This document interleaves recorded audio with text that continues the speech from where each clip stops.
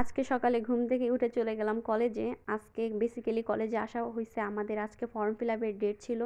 এর জন্যই আমরা সবাই আজকে কলেজে আসছি। তো আজকে আমরা কলেজে এসে কি মজা করলাম ফ্রেন্ডরা মিলে, কোথায় গেলাম একসাথে সবাই, সব থাকবে এই ব্লগে। তো আসসালামু আলাইকুম এভরিওয়ান, আশা করি সবাই ভালো আছেন। আলহামদুলিল্লাহ আমিও ভালো আছি। তো আমি কলেজে এসে 3 তলায় ওয়েট করতেছিলাম আমার একটা ফ্রেন্ডের জন্য। ও আসলে পরে আমি দেন 4 তলায় যাব।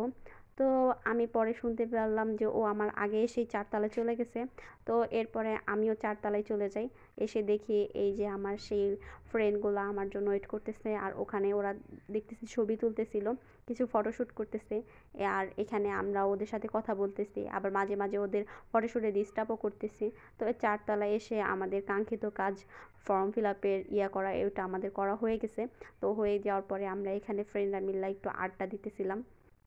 তো এখানে অনেকক্ষণ ওয়েট করে আমরা পরে নিচে চলে আসি। তো আসি আর ভাবি কেমনে কেমনে আমাদের কলেজ লাইফটাও শেষ হয়ে গেল। প্রায় 1-1.5টা বছর আমরা কীভাবে কাটাই দিলাম। তো আমি কলেজে প্রায় 1-1.5 বছর হইল, আমি না কখনো কলেজের ওই সাইডটায় কখনো যাওয়া হয় নাই আমার কলেজে। তো কলেজে আসছি, ক্লাস করছি, দেন বাসায় চলে গেছি, এরকম ছিল। তো এই তো পরে আমি এই সাইডটা একটু ঘুরে দেখার জন্য মিমকে নিয়ে ওই সাইডটায় গেলাম। তো ওখানে দেখি যে ওখানে নামাজ পড়ার জন্য একটা সুন্দর রুম ছিল, আর এখানে বিভিন্ন ধরনের গাছপালা ছিল, দেখতে অনেক সুন্দর লাগতেছিল এরিয়াটা। তারপর দেখি আমার কাঙ্ক্ষিত ফ্রেন্ডরা এসে আমাকে ডাকাডাকি শুরু করতেছে যে আয় আয় তাড়াতাড়ি আয়, বাসায় যাবি না? তো আমরা ভাবছি যে কলেজ থেকে একটু কোথাও ঘুরে আসবো। তো পরে তো আর আসা হবে না, এর জন্য ভাবতেছি কোথাও একটা ঘুরে আসবো। তোর প্ল্যান হলো যে আমরা বুদ্ধিজীবী যাব। তো পরে এই ফ্রেন্ডগুলারে সবগুলারে আমি ধাক্কায় ধাক্কায় কলেজ থেকে বের করতেছি যে তোরা বের হ তাড়াতাড়ি। তো ওদেরকে বের টের করে এখন আমরা চলে যাব আমাদের কাঙ্ক্ষিত স্থানে, আমাদের বুদ্ধিজীবীতে চলে যাব। এই যে আমরা দেখেন কত কেয়ারিং ফ্রেন্ডরা। তারপর এই তো আমরা এখন গাড়িতে উঠে এখন আমরা চলে যাব বুদ্ধিজীবী। আর কলেজটাকে অনেক মিস করব আমরা। তো এই পরে আমরা চলে গেলাম ফ্রেন্ডরা মিলে বুদ্ধিজীবী, আর এখানে এসেই ওনারা হাসি দিয়ে ফেলছে যে হ্যাঁ আমরা আজকে ঘুরতে যাব। ফার্স্ট অফ অল ভাবা হয়েছিল যে না যাব না, অনেকের অনেক মত ছিল, তারপর সবার মতামত তুচ্ছ করে আমরা বললাম আজকে আমরা ঘুরবো। তো এই তো এর জন্য সবাই ঘোরাঘুরির জন্য বের হয়ে গেলাম, আর এখানে আমরা হাঁটতেছিলাম আর বলতেছিলাম যে দেখ কেমনে কেমনে সেদিন মনে হইলো যে কলেজে ভর্তি হয়েছি, আর এখন আমাদের কলেজ লাইফই শেষ হয়ে গেল। তো এইগুলা বলতে বলতে আমরা সামনে হাঁটতেছিলাম সব ফ্রেন্ডরা মিলে, আর কথা বলতেছিলাম, আর ওদের সাথে থাকলে অলওয়েজ মজা হয়। ফ্রেন্ড মানেই তো অনেক কিছু।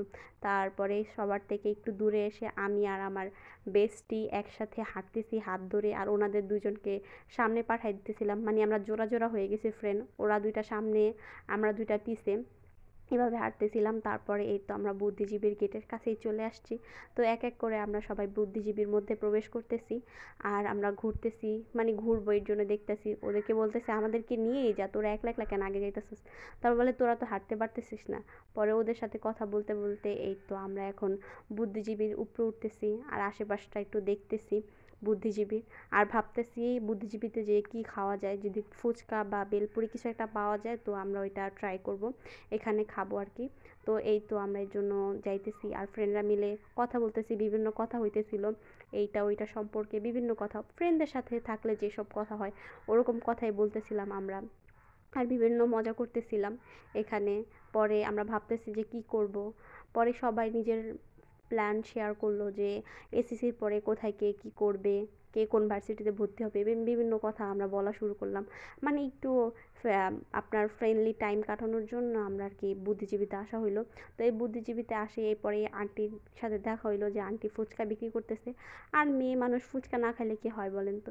তো এখানে আমরা সবার জন্য ফুচকা বেলপুরি যার যেটা পছন্দ ওইটা অর্ডার করে দিলাম। আর আজকে বেসিক্যালি আমি ট্রিট দিতেছিলাম ওদেরকে, আমি বলতেছিলাম যাও তোমরা আজকে যেটা খাবা আমি তোমাদের ট্রিট দিব। তো এর জন্য ওদেরকে আমি ট্রিট দিতেছিলাম, আর আন্টিও আমাদের সাথে বিভিন্ন কথা বলতেছিল, আর বলতেছিল যা একটু দূরে সরো, এখানে আমি মরিচ ছাড়লে তোমাদের চোখে যাবে। তারপরে এই তো আমাদের ফুচকা দেওয়া হয়ে গেছে, আর এই যে আমার ফ্রেন্ড ফুচকায় এত ঝাল নিছে যে ও খায়া ওর গাল পুরা লাল লাল হয়ে গেছে। তো এই পরে আমি দেখাইতেছিলাম ওই যে দেখ তোর ফিউচার, তুই আর তুই দুইটা সন্তান এভাবে ঘুরবি। তারপরে এই তো ফুচকা মুচকা খেয়ে আমরা একটু সামনের দিকে এসে দেখি এখানে যে পানির মতো ইয়াটা আছে, এখানে সবাই গোসল করতেছে। আর ইদারিং যেই গরম পড়ছে, এই গরমে আসলেও এত গরমের মধ্যে ওরা মানে অনেক শান্তি ফিল করার জন্য আর কি এখানে গোসল করতেছে। ওদের দেখে আমার ছোটোবেলার কথাও মনে পড়ে গেছে যে আমরাও সব কাজিনরা যখন দেশে যাইতাম এরকম করে সব একসাথে গোসল করতাম। ভালোও লাগে একসাথে সবাই মিলে গোসল টোসল করলে। ওদের দেখে আমাদের ছোটোবেলার কথা মনে পড়ে গেছে।